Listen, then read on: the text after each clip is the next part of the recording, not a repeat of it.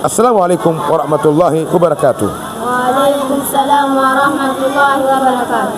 Namna vijana walivyochangamka wanasubiri maswali yangu nitakayowauliza, ili kila mmoja hapa atakayepata swali anayo shilingi 1000 ya Kitanzania, tunaita buku, ataondoka nayo sasa hivi hapa. Kaimati jioni utapata juisi, utapata buku yako hiyo. Sasa swali langu liko hivi, nataka munisomee aya, kila mmoja swali lake, aya ambayo itaanzia herufi nitakayowatajia.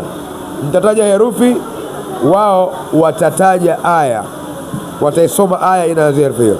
Nisomee, nataka unitajie aya wewe kwanza inayoanza na herufi lam.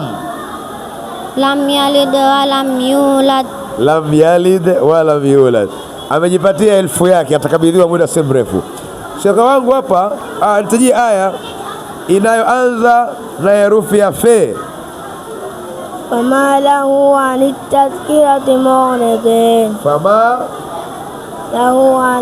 Fama lahum, sindio? Fama lahum anit tadhkirati mu'ridin. Naam, sawa. Wewe shaka wangu isome aya inayoanza na herufi ya qaf.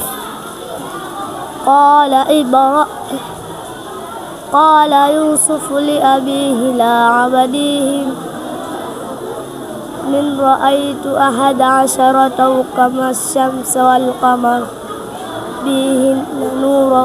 Qala Yusuf li abihi inni ra'aytu. Nimekufahamu aya uliyokusudia, lakini je, hiyo aya inaanzia qala au idh qala Yusuf li abihi? Idh dogo rafiki yangu, nipe 5 kwanza, japo 200 utapata ya kujaribu, sawa?